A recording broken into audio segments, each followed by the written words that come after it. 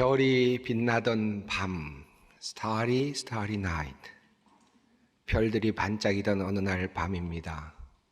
한 늙은 아버님이 할아버지가 된 그분이 무거운 마음으로 하늘을 바라보고 있습니다. 하늘 가득히 별들이 가득한데 그의 마음은 기쁘지가 않습니다. 내 아들, 내 사랑하는 독자 이삭을 데리고 모리아 땅으로 가서 내가 내게 일러준 한 산 거기서 그를 번제로 드리라. 제물로 아들을 바치기 위해 떠난 길, 사흘 밤 사흘 낮. 밤이 오고 별들이 올 때마다 그는 아들과 함께 별들을 바라보며 큰 한숨을 짓고 있습니다. 아브라함은 과거 하나님께서 그에게 약속하셨던 그 말씀을 떠올릴 때마다 마음이 착잡합니다. 어느 날 저녁 하나님께서는 그를 데리고 나가셔서 밤 하늘의 별들을 보게 하셨죠. 그리고 이렇게 말씀하셨습니다. 하늘을 우러러 뭇별을 셀 수 있나 보라. 내 자손이 이와 같으리라. 그러나 이 하나님의 약속은 좀처럼 지켜지지 않았습니다. 오랜 시간 기다렸지만 아들은 주어지지 않았습니다. 종 하갈을 통해서 이스마엘을 얻었지만 하나님께서는 그가 너의 적자가 아니다, 너의 자손이 될 수 없다라고 말씀을 하셨습니다. 그리고 또 많은 시간이 흘러갔습니다. 100세가 되었을 때, 정말 나이가 들어 생산할 능력조차 사라졌을 때 하나님께서는 기적적으로 그에게 아들을 선물로 주셨습니다. 그의 이름은 이삭. 아브라함에게 이삭은 웃음이 되었습니다. 그를 마침내 웃게 한 기쁨이 되었습니다. 그러나 이삭이 어느 정도 자라서 이제 어느 정도 함께 살 수 있는 나이가 되었을 때 하나님은 아브라함에게 명령하셨습니다. 너의 사랑하는 외아들 이삭을 나에게 제물로 바쳐라. 어찌 이럴 수가 있단 말인가. 마지막 기적처럼 얻었던 아들인데 아들을 바치면 도대체 하나님은 어떻게 나의 자손을 하늘의 별과 같이 만들 수 있다는 말씀인가. 도저히 믿겨지지 않는 가운데 아브라함은 지금 이삭을 데리고 사흘 길을 가고 있습니다. 저는 아브라함이 이렇게 사흘 동안 모리아 산으로 향하였던 일을 생각할 때마다 그 밤을 떠올려 보곤 합니다. 사흘이라는 그 시간 동안 아브라함의 마음이 어떠했을까를 생각해 봅니다. 정말 일관되게 하나님을 향한 마음이 전혀 흔들리지 않았을까? 정말 아들을 바쳐야겠다는 그 마음으로 한결같았을까? 특별히 아들과 함께 밤을 보낼 때마다 그의 마음이 어떠했을까를 생각해 봅니다. 밤에 밤하늘 별들이 가득한데 그 별들을 보게 하시면서 하나님께서 너의 자손이 이와 같으리라 말씀을 하셨는데 이제 하나밖에 없는 아들마저 사라져버릴 것을 생각하니 아브라함의 마음이 어떠했겠습니까? 사흘이 지나고 마침내 아브라함은 모리아산에 올라 이삭을 제물로 바치고자 합니다. 그때 하나님께서는 급하게 아브라함아 아브라함아 라고 아브라함을 부르셨습니다. 그 아이에게 내 손을 대지 말라. 그에게 아무 일도 하지 말라. 내가 내 아들 내 독자까지도 내게 아끼지 아니하였으니 내가 이제야 내가 하나님을 경외하는 줄을 아노라. 그리고 하나님은 그날 이삭을 대신하여 대신 바쳐질 수풀에 걸려있던 숫양을 발견하게 하셨고 그것으로 제사를 드리게 하셨습니다. 그리고 모든 제사가 다 드려진 후에 하나님은 사자를 통하여 이렇게 다시 말씀하셨습니다. 내가 이같이 행하여 내 아들 내 독자도 아끼지 아니하였은즉 내가 내게 큰 복을 주고 내 씨가 크게 번성하여 하늘의 별과 같고 바다의 모래와 같게 하리니 내 씨가 그 대적의 성문을 차지하리라. 그리고 수천 년의 시간이 흘렀습니다. 하나님과의 이 약속을 아는지 모르는지 수 없는 별이 빛나는 밤이 지나가고 또 지나갔습니다. 그러던 어느 날 동방의 박사들이 별빛이 찬란한 그 밤에 큰 별을 따라 움직이고 있었습니다. 별이 빛나던 밤, 별들이 가득 온 하늘에 채워져 있었던 바로 그날, 동방 박사들이 본 별은 심상치 않은 별이었습니다. 수많은 별들이 빛나고 있었지만 유독 한 별이 강한 빛을 내며 그들을 인도하고 있었습니다. 그리고 그들은 그 별이 지시하는 곳을 따라가기 시작했습니다. 그것은 한편의 신비로운 경험이기도 했습니다. 이 큰 별이 뭇별들과 함께하던 바로 그 밤은 하나님께서 자신의 아들을 이 땅에 보내시던 바로 그날 밤이었습니다. 아브라함의 모리아산에서의 밤과 연관하여 이런 생각을 해봅니다. 하나님께서 자신의 아들을 보내시던 그날 밤, 하나님의 마음은 어떠하셨을까? 아들이 이 땅에 와서 해야 할 일을 알고 계시는 하나님, 그 아버지, 그분의 마음은 어떠했을까요? 그가 죄 없이 십자가를 지고 죽음을 맞으실 것을 아시는 그 하나님의 마음은 어떠하셨을까요?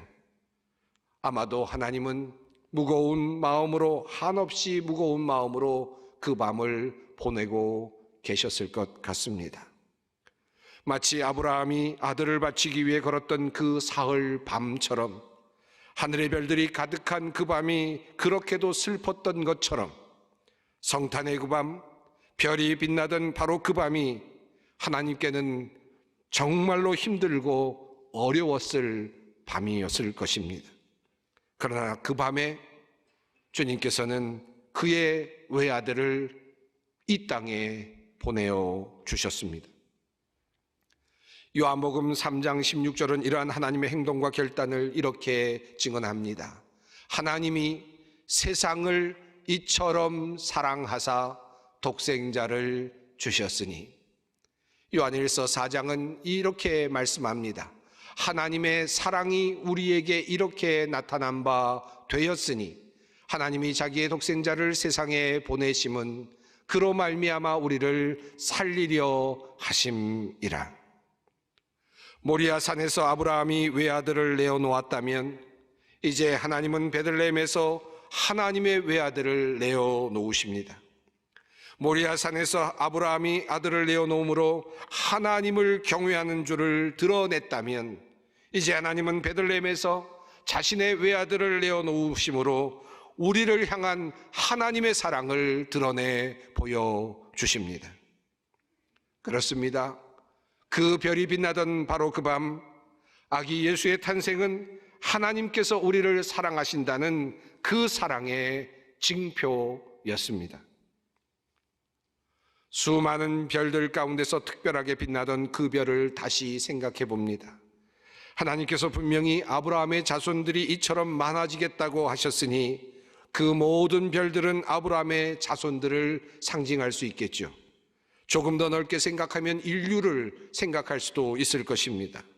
그런데 그 별들 중에 유독 눈에 두드러지게 나타나는 큰 별이 있었습니다. 바로 그 별을 동방의 박사들이 본 것입니다. 이 별은 아브라함의 자손이면서 동시에 특별한 별이었습니다. 일상에 드러났던 별이면서 동시에 특별한 별이었습니다. 동방의 박사들은 이것이 왕의 별임을 직감했습니다. 그래서 경배하기 위하여 길을 떠났던 것입니다. 물론 세상의 임금인 줄로 생각하였을 것입니다. 하지만 그 별은 사실은 이 세상에 없었던 또 다른 별이었음에 틀림이 없습니다. 이 별은 인류의 구원자이신 하나님의 아들의 별이었기 때문입니다. 모든 별들이 별들과 함께 그 큰 별이 빛나고 있었지만 그 큰 별은 다른 별들과 분명 달랐습니다. 하나님의 외아들이 이 땅에 오셨기 때문입니다. 인간의 몸을 입으시고 들어오신 하나님, 바로 그 성육신의 신비가 모든 별들과 함께 반짝이되 유난히 반짝이는, 모든 별들과 함께 움직이는 듯 보이나 우주의 질서가 아닌 또 다른 방식으로 움직이고 있는 그 큰 별을 통해 드러나고 있습니다. 이러한 놀라운 성육신의 신비가 아기 예수님의 그 오심이 요한복음 1장에서 이렇게 소개되고 있습니다. 태초에 말씀이 계시니라. 이 말씀이 하나님과 함께 계셨으니 이 말씀은 곧 하나님이시니라.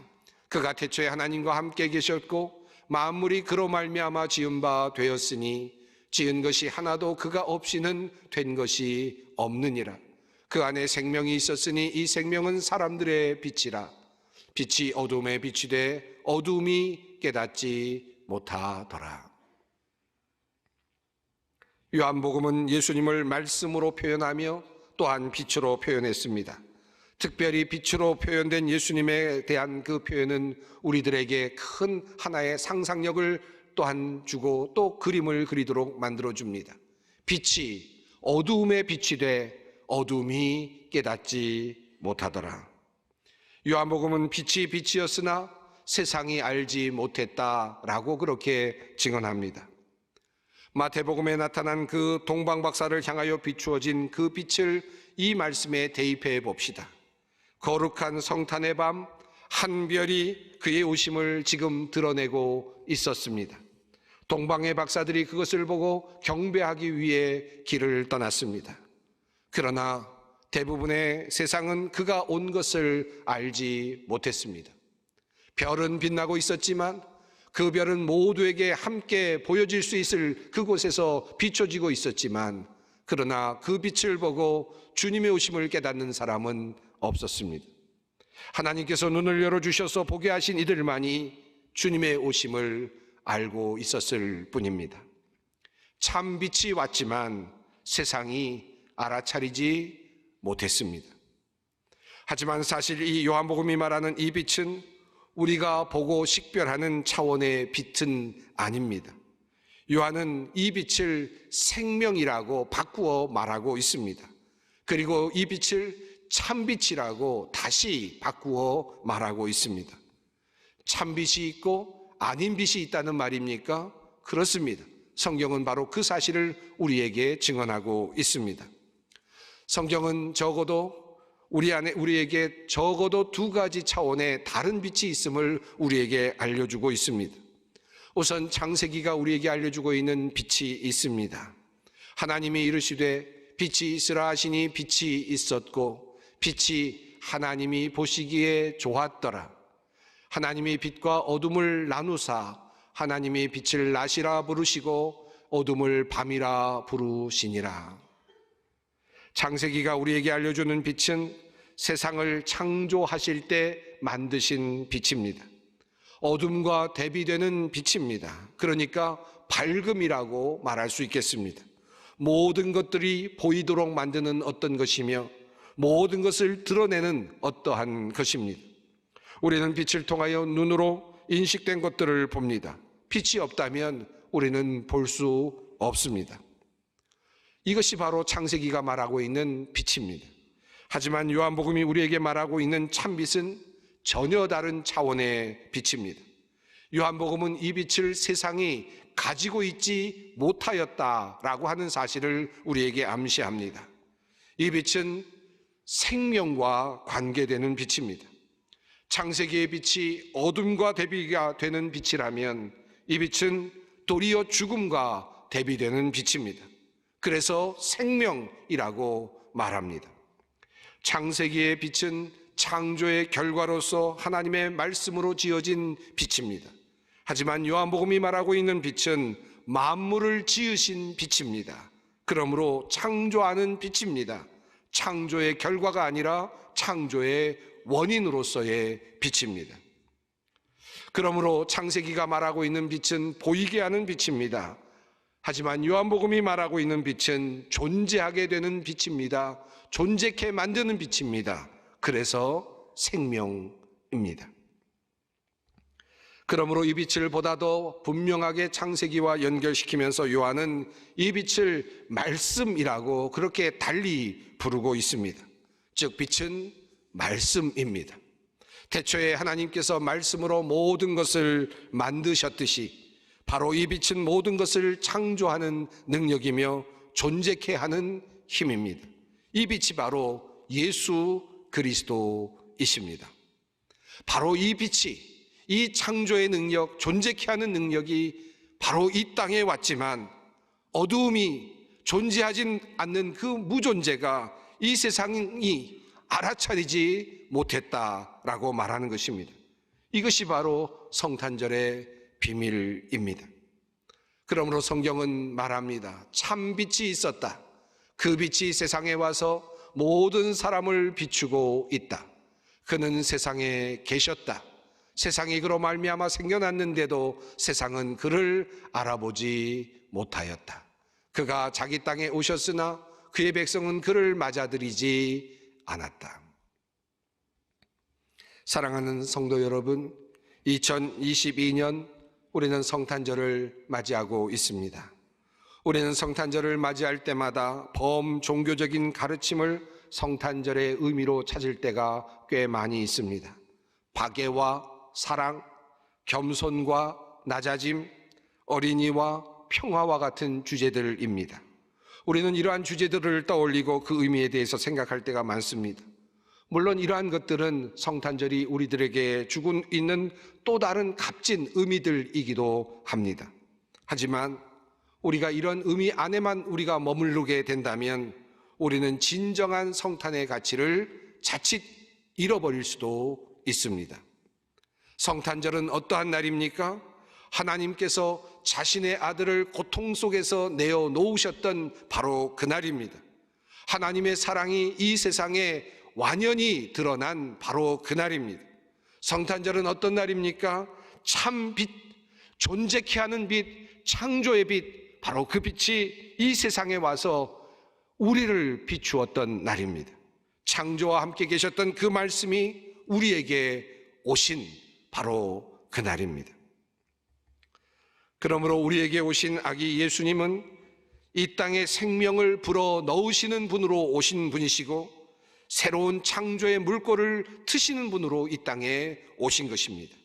그분은 생명을 주어서 온 세상이 다시 살아나게 하시기 위하여 이 땅에 오신 것입니다. 이 땅이 죽음으로 신음하고 있다면 죽음이 만연한 이 땅에 생명을 다시 낳기 위해 이 땅에 오신 것입니다. 그러므로 아기 예수님의 오심은 죽음으로 치닫던 이 세상이 아기 예수님의 그 숨결로 다시 숨통이 트이게 되는 역사적 사건이라 할 수 있습니다.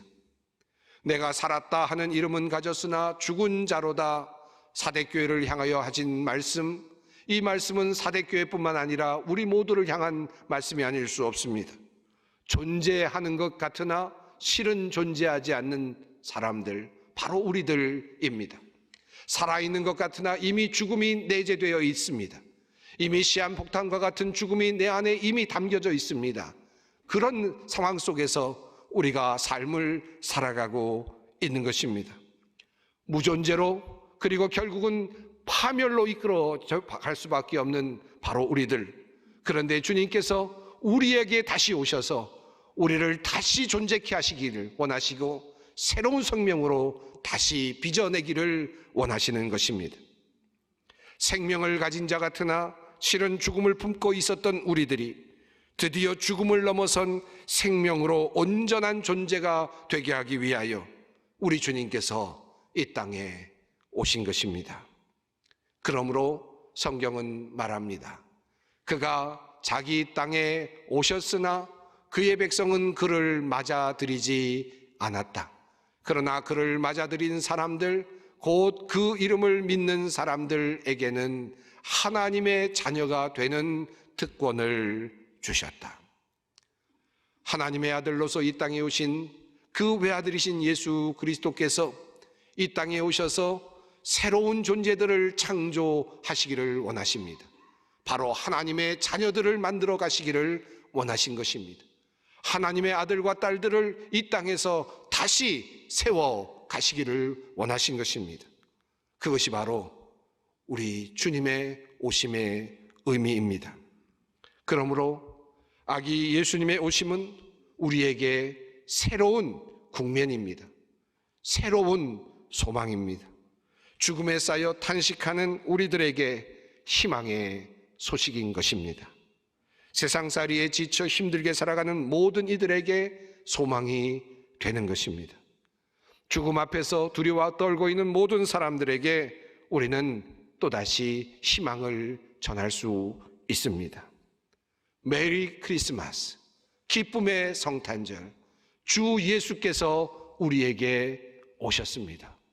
우리를 살리기 위하여, 우리를 다시 빚어내어서 우리를 다시 존재로 만들기 위하여, 하나님 나라에서 살아갈 새로운 존재로 우리를 빚어내기 위하여 우리 주님께서 다시 오셨습니다.